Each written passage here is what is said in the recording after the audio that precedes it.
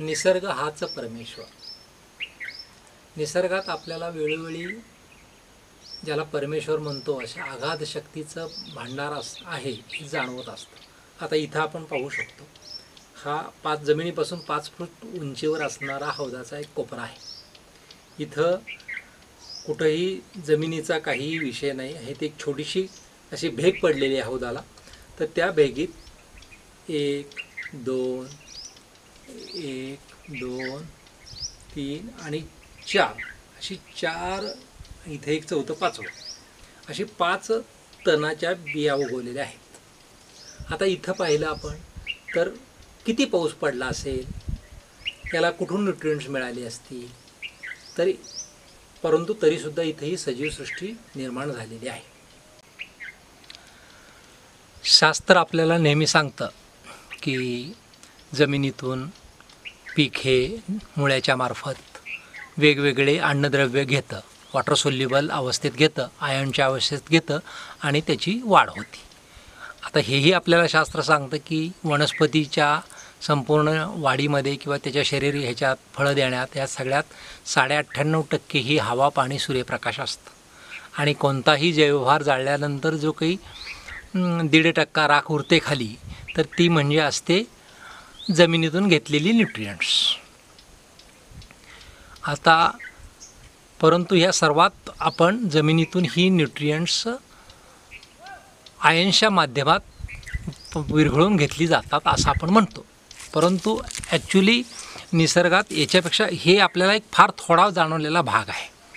आता बरेचसे मायक्रोबायोलॉजिस्ट म्हणतात की आपण चंद्रावर जाण्यासाठी, मंगळावर जाण्यासाठी, म्हणजे जमिनीच्या वरच्या जगासाठी फार मोठा रिसर्च करण्यासाठी फार मोठा खर्च करतो.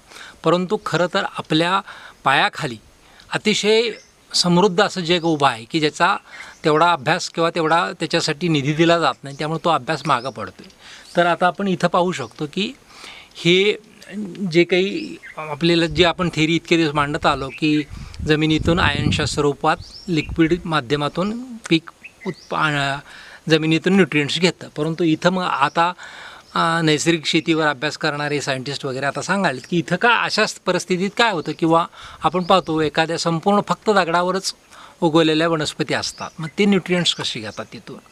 तर त्याला आता ते सांगतायत की तिथं काही असे म्हणजे बॅक्टेरिया असतात की ते तिथल्या त्या आता इथं कॉन्क्रीटवर सुद्धा तर ते तिथलं तेवढे गरजेपुरतं न्यूट्रिएंट्स वॉटर सोल्युबल करतं आणि ते वनस्पतीला उपलब्ध करतं.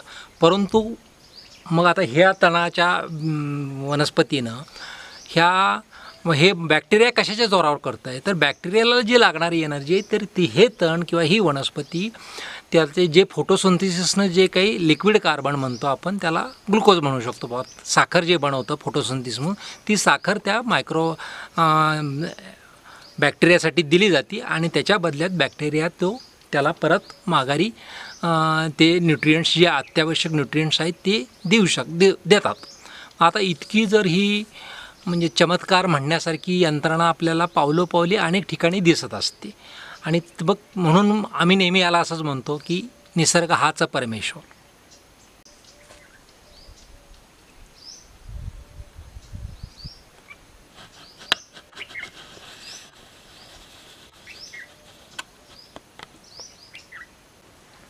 ह्या टणटणीच्या झाडाखाली नैसर्गिकरित्या पावसाच्या पाण्यावर उगवलेली हे 1 2 3 चंदनाचे झाडं दिसते, छोटी रोपटी दिसत आहे.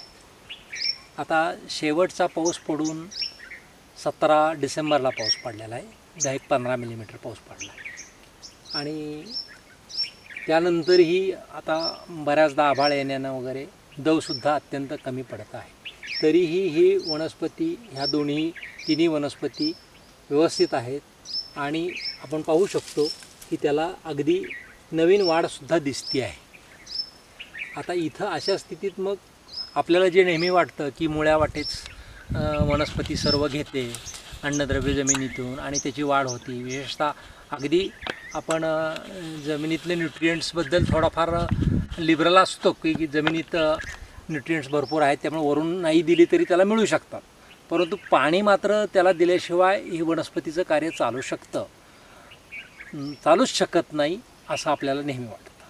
आता या निमित्त या बाबतीत मनोहर खके म्हणून आहेत, ते मनोहर खके ते म्हणतात की पावसाळ्याची अपवादात्मक स्थिती सोडली तर इतर वेळेस मुळी हे जमिनीतून पाणी घेण्यासाठी बनलेले नाही, झाडाला आधार देणे वनस्पतीला या गोष्टीसाठीच पडलेले आहेत. परंतु आपलं आधुनिक विज्ञान हे संपूर्णपणे जमिनीतून मुळीच्या मार्फतच सर्व अन्नद्रव्य घेणे याच एका बेसिसवर उभारलेलं आहे. आणि असं का आहे तर याच्यामुळं ह्या न्यूट्रियंट्सचा व्यापार, पाणी देणे ह्या अशा यंत्रणा उभा करून त्याच्या फार मोठी एक त्याच्यावर जगणारी एक पॅरलल अशी व्यापारी यंत्रणा उभी राहते. मनोहर खके मात्र म्हणत असतात की एअर इरिगेशन, की हवेतल्या ह्युमिडिटी मार्फत हे वनस्पती पाणी घेत असतात आणि त्याच्यावर सुद्धा ते चालतं. आणि त्यांचं म्हणणं आहे की सध्या ग्लोबल वॉर्मिंगमुळं हवेतली ह्युमिडिटी कमी होती, त्यामुळे तुम्ही हवेत आर्द्रता निर्माण करून ही वनस्पतीची वाढ करू शकता. परंतु मला त्याच्या पुढेही म्हणायचं आहे की आता मी काही जो तो अभ्यास करतो त्याप्रमाणे जेव्हा एखाद्या जमिनीत आपण फील्ड कपॅसिटी जेवढं पाणी वॉटर होल्डिंग केलं आहे असं म्हणतो 100% वॉटर होल्डिंगच्या कपॅसिटीच्या, तर साधारणतः त्यातलं 30% पाणी ही वनस्पती मुळ्यामार्फत घेते. आणि मुळ्यामार्फत घेतल्यानंतर मग त्या जमिनीत आपल्याला ती संपूर्णपणे कोरडी आहे असं वाटत असतं, परंतु त्यावेळेससुद्धा 70% फील्ड कपॅसिटीच्या पाणी जमिनीत शिल्लक असतं. आता हे पाणी मात्र मुळ्या तुमच्या पिकाला पुरवू शकत नाहीत.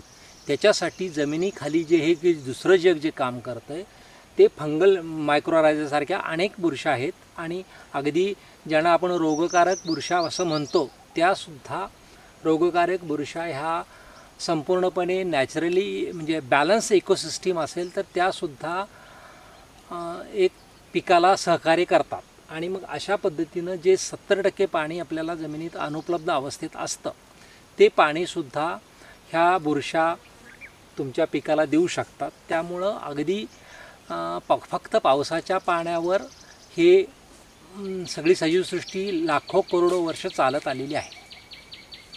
आणि ते अशा प्रसंगात हे झाड अशा आमच्या शेतात दरवर्षी चंदनाची, सीताफळाची किंवा आपण कुठेही पाहू शकतो की आपोआप तिथं वनस्पती उगवतात, वाढतात.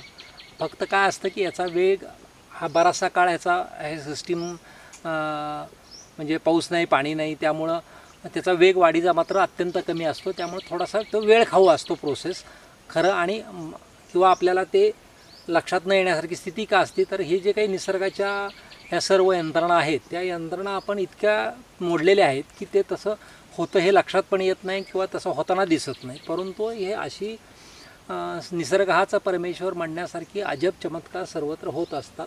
अशा पद्धतीनं आमच्या शेतात दरवर्षी एक 5-50 सीताफळाच्या बिया, 5-50 चंदनाची झाडं आपोआप हळूहळू तयार होताना दिसत आहेत. कडुलिंबाची झाडं तयार होत आहेत. आणि इतकी ही अशी स्वयंपूर्ण, स्वयंपोषी, स्वयंविकासी यंत्रणा आहे.